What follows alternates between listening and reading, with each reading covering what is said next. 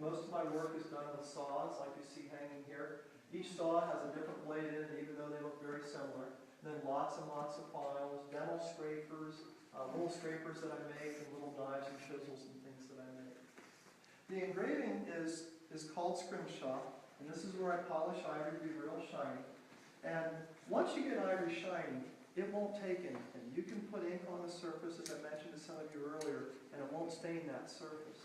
So then what I do is I take a sharp needle point, and the needle point is actually an old drill bit.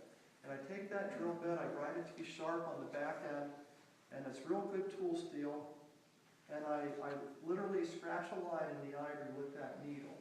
And then I take a Q-tip and I dip it into ink, and I smear ink everywhere. In about 15 seconds or so, it'll be dry, and I take a damp rag, and I just wipe off the excess ink, and you end up with a line.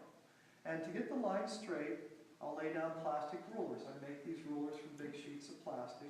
Some of them I calibrate, some of them are just plain like this one. And I'll lay that down, and I'll hold on to it with a series of fingers. I call that gridding, and then I score along the edge of that little plastic ruler. I also make the rulers so that they can be curved. And then if you lay a curved ruler on a curved surface, you can get a straight line or a curved line, depending on how your different curves are there. And so that's how I get some of these straight lines on a curved surface. And this is how I get some of the curved lines on a curved surface. Then I'll just score along. The problem is, the ink isn't really all that bright. It will go to every line that you make. So when you make a mistake, your mistakes show up big as day. And what you have to do if you make a mistake, you can't sand out the mistake because there'll be a ripple in the ivory. You have to sand everything off and start over from scratch. So when you make a mistake, you don't lose a little bit of time, you lose a lot. And so as you scrimshaw, the further you go, the more careful you become.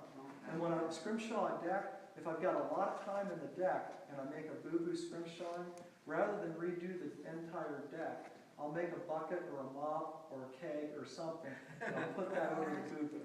So a lot of people think I've added detail. I've saved myself a week's worth of work. Yeah.